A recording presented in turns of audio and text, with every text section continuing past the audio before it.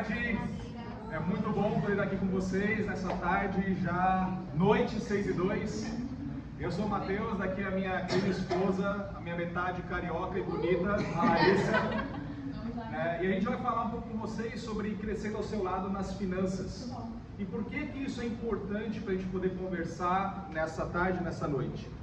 Segundo o IBGE, mais da metade dos divórcios no Brasil acontecem por questões financeiras. Eu fiquei surpreso quando eu vi isso na internet também. Talvez você também tenha ficado. Então a gente vê que finanças não se trata de dinheiro como muita gente acha. Finanças se trata do nosso coração e do nosso caráter. Por isso que é importante a gente conversar sobre isso. E a gente vai falar sobre os principais conflitos que podem acontecer no casamento por causa dessas questões de finanças. Então, o primeiro deles é o conflito de controle. Vamos para Provérbios, capítulo 21, versículo 5. Então, vamos para Provérbios.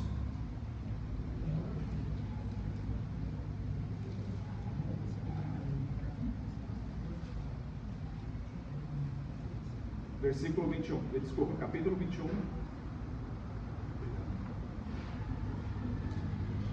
versículo 5, a Bíblia diz assim: os planos bem elaborados levam à fartura, mas o apressado sempre acaba na miséria.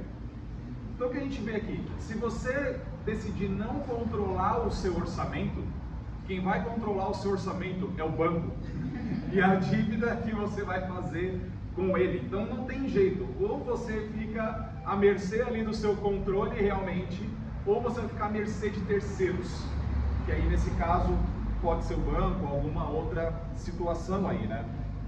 Eu sei que é algo que é meio chato, você ter ali uma planilha, ter o controle, mas acredite em mim, é mais chato ainda ter que pagar juros, por causa de uma dívida contraída por causa da falta de controle, né? E se essa é uma área que nenhum dos dois consegue ter um bom desenvolvimento, peça ajuda para outras pessoas que você está no seu convívio, que tem mais controle financeiro ali, para poder receber essa ajuda, né? Então existem várias formas da gente se informar, também tem muita informação muito valiosa, até mesmo em lugares gratuitos, né? A gente vê muitas dicas no YouTube, em outros lugares, né?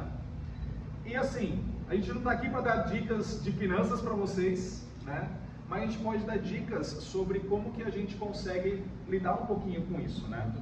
Então, de uma forma prática, a gente tem que ser mais esperto do que o banco.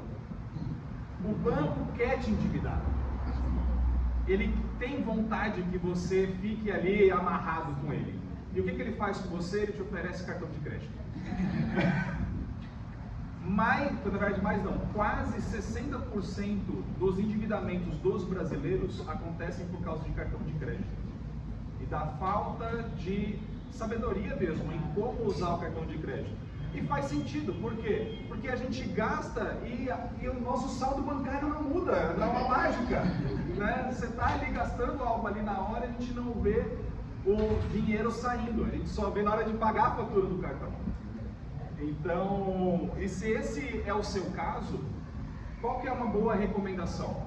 Se eu não sei usar o cartão de crédito ainda, eu tenho que ser humilde, reconhecer que eu ainda não sei usar essa ferramenta financeira e trabalhar somente com o dinheiro que eu tenho na minha conta, se for algo que é possível, né? Cada casal tem as suas questões, mas se for possível evitar ter o cartão de crédito, evite pelo menos até o momento de aprender como lidar com a existência dele ali.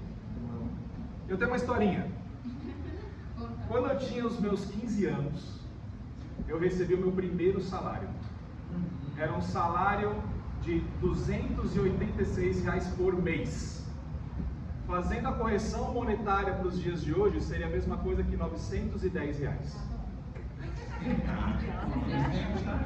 Então a mesma coisa que R$ 910 hoje, um pouquinho menos que um salário mínimo. E o que eu fazia? Eu saía de casa apenas com o dinheiro que eu poderia gastar no dia. Então eu fiz as contas ali, eu poderia gastar R$ 8,50 por dia. Aí o que eu fazia? Já que não dava, né, para fazer ali o negócio, eu pegava uma nota de R$10, colocava na minha carteira e eu saía para o trabalho sem cartão, sem nada, só com aqueles R$10 na carteira. E eu tinha até uma certa missão ali de tentar voltar para casa o máximo possível com aqueles R$10 ali, né? Então ficava muito fácil para mim poder visualizar se eu estava gastando ou não. Depois de 2 anos trabalhando, eu fiquei desempregado, fiquei 3 meses desempregado e eu consegui me sustentar com o dinheiro que eu guardei naquele momento lá, mesmo com os R$910 como se fosse dinheiro nos dias de hoje, né? Então o que eu vi? Que um bom controle financeiro te dá a verdadeira liberdade de consumo, que é o nosso segundo ponto, que é conflito de consumo. A Lari vai falar com a gente sobre esse ponto, que a gente vai ler uma escritura lá em Hebreus, capítulo 13, versículo 5.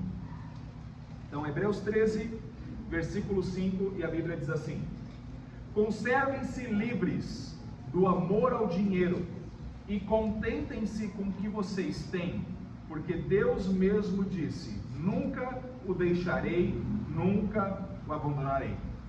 Isso, boa noite, mulheres.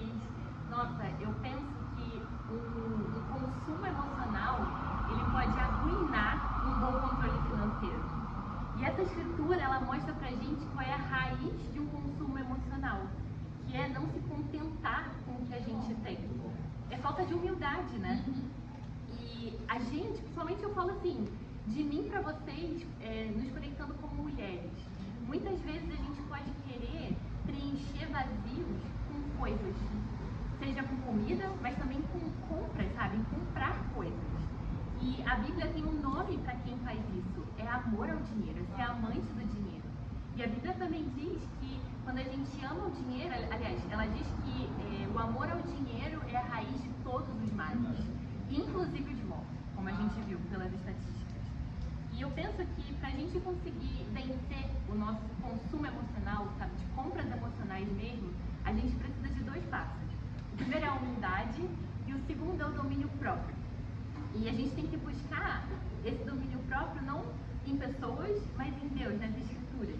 Então eu queria dar 2 conselhos práticos, digamos assim. O primeiro é não ceder rapidamente aos seus próprios desejos. Você quer comprar alguma coisa? Você pode comprar? Para e pensa, sabe? Para assim, nossa, será que eu preciso disso daqui a uma semana? Será que eu vou querer comprar isso daqui a uma semana? E o mais importante, dar esse tempo e orar, sabe? Pensar, nossa, será que eu estou sendo sábia ao fazer essa compra? Será que isso vai me faltar? Isso é muito importante, ajuda a gente a ser racional realmente, a usar o dinheiro que Deus nos deu de maneira sábia, de maneira prudente.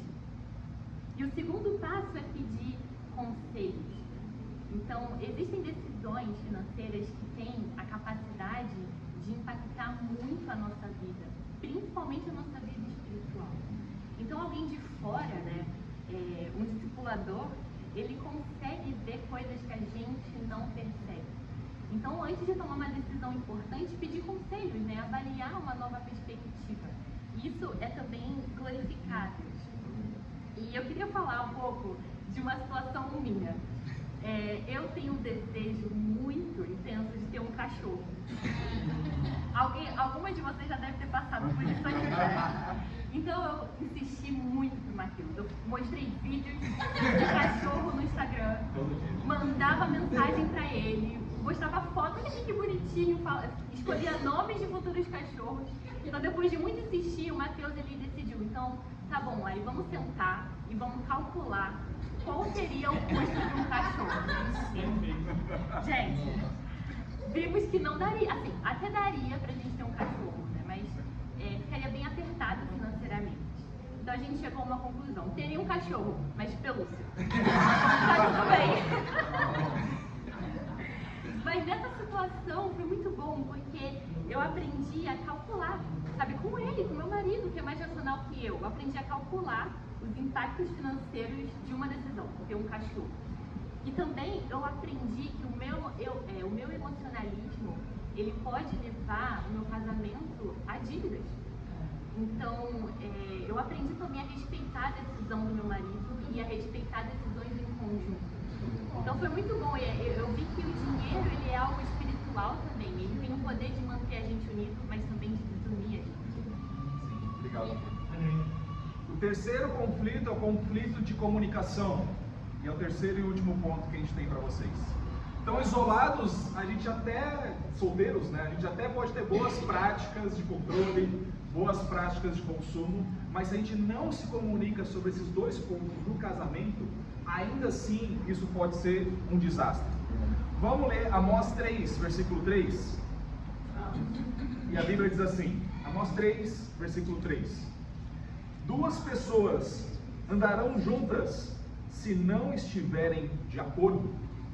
Então é uma pergunta retórica que a Bíblia faz aqui, né?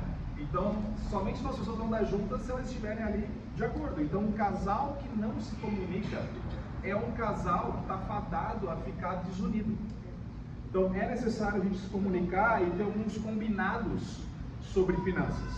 Então, alguns exemplos. Os dois precisam ter ciência de tudo que é comprado. Os dois precisam saber disso. Então não adianta eu ir lá fazer alguma coisa, não falar com a Lari, a mesma coisa ela comigo. Então a gente sabe de tudo o que está sendo consumido dentro de casa, até para poder controlar isso, né?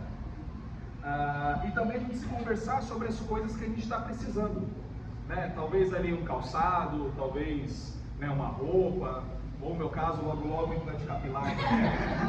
Então se quiser ali ver as necessidades, né, ali é só se conversar, né?